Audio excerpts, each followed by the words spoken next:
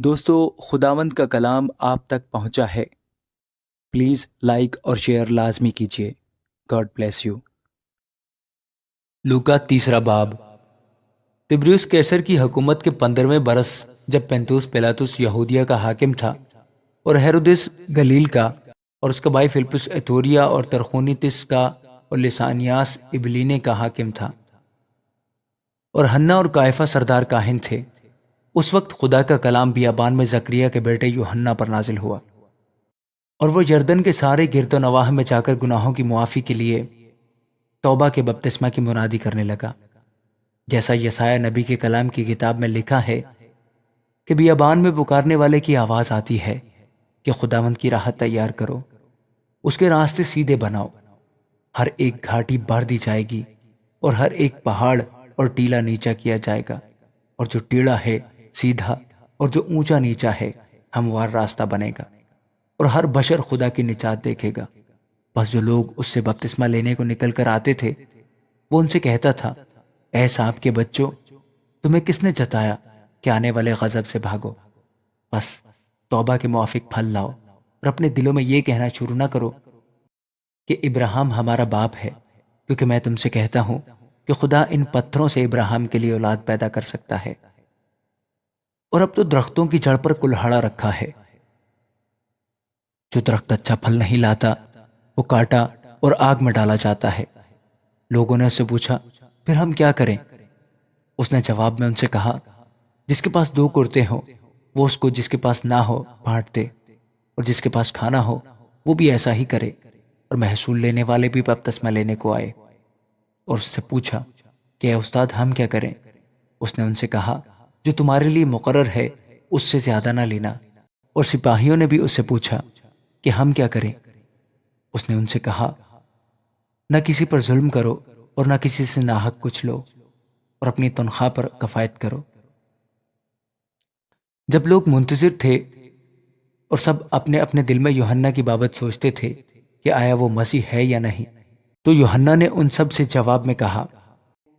میں تو تمہیں پانی سے بپتسمہ دیتا ہوں، مگر جو مجھ سے زور آور ہے وہ آنے والا ہے، میں اس کی جوتی کا تسمہ کھولنے کے لائق نہیں۔ وہ تمہیں روح القدس اور آگ سے بپتسمہ دے گا،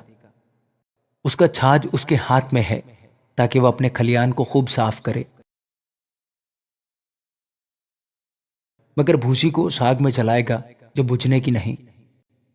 بس وہ اور بہت سی نصیحت کر کے لوگوں کو خوشخبری سناتا رہا،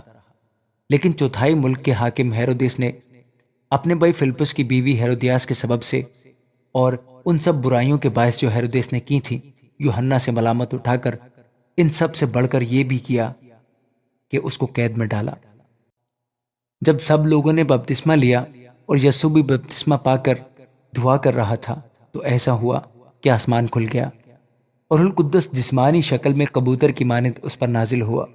اور آسمان سے آواز آئی کہ تو میرا پیارا بیٹا ہے، تجھ سے میں خوش ہوں۔ جب یسوع خود تعلیم دینے لگا، قریباً 30 برس کا تھا، اور جیسا کہ سمجھا جاتا تھا یوسف کا بیٹا تھا، اور وہ ایلی کا، اور وہ متات کا، اور وہ لاوی کا، اور وہ ملکی کا، اور وہ ینا کا،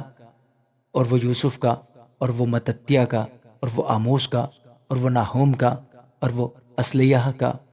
اور وہ نوگا کا، اور وہ مائت کا، اور وہ متتیہ کا، اور وہ شمعی کا، اور وہ یوسیخ کا، اور وہ یودا کا، اور وہ یوحنا کا، اور وہ ریسا کا، اور وہ زربابل کا، اور وہ شیالتیل کا، اور وہ نیری کا، اور وہ ملکی کا، اور وہ عدی کا، اور وہ کوسام کا، اور وہ علمدام کا، اور وہ ایر کا، اور وہ یشوا کا، اور وہ الیازر کا، اور وہ یوریم کا، اور وہ متات کا، اور وہ لاوی کا، اور وہ شامعون کا، اور وہ یہودا کا، اور وہ یوسف کا، اور وہ یونان کا، اور وہ الیاکیم کا،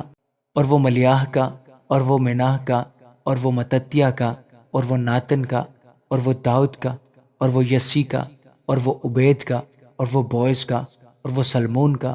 اور وہ نحسون کا، اور وہ امیداب کا، اور وہ ارنی کا، اور وہ حسرون کا، اور وہ فارس کا، اور وہ یہودا کا، اور وہ یعقوب کا، اور وہ اسحاق کا، اور وہ ابراہیم کا، اور وہ تارا کا، اور وہ نحور کا، اور وہ سروج کا، اور وہ رہو کا، اور وہ فلج کا، اور وہ ابر کا، اور وہ صلح کا، اور وہ کنان کا اور وہ ارفقسد کا اور وہ سم کا اور وہ نوح کا اور وہ لمک کا اور وہ متسلح کا اور وہ ہنوک کا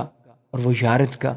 اور وہ محلیل کا اور وہ کنان کا اور وہ انوس کا اور وہ سیت کا اور وہ آدم کا اور وہ خدا کا تھا۔ آمین۔